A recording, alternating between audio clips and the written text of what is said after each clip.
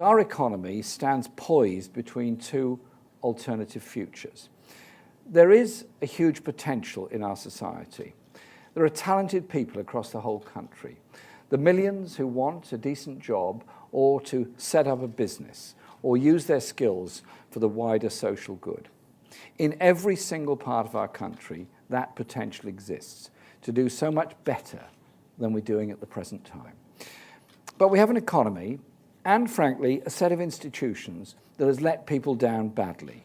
We've built an economy where the fast buck takes precedence over the long-term, patient investment that will deliver good quality jobs. Instead of changing direction, this is the future we're drifting into under this Conservative government.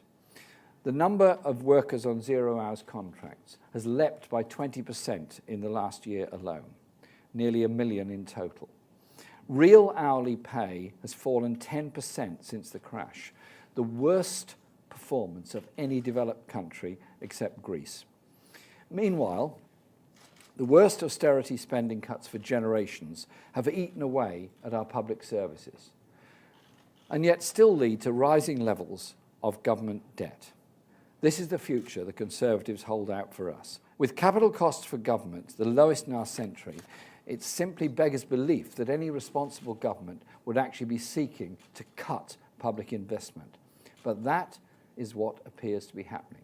Instead of a vision for the future, the boldest policy offer from this government has been to resurrect the proven failure of grammar schools.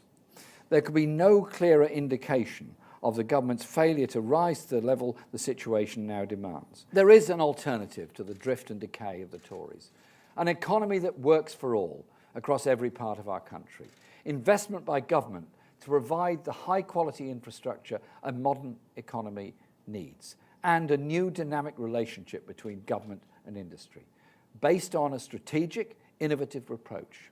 A new National Investment Bank and regional development banks to deliver funding across the whole country, a national education service providing the training and skills for everyone, an industrial strategy to provide support for essential industries and pave the way for those of the future, a commitment to decarbonise our economy, making Britain a world-leading renewables producer, major businesses that look to the longer term and a labour market that does not exploit workers, and a new generation of cooperatively owned enterprises transforming how our economy functions and sharing wealth more evenly. We can and we will rebuild and transform this economy so that no one and no community is left behind. Thank you very much.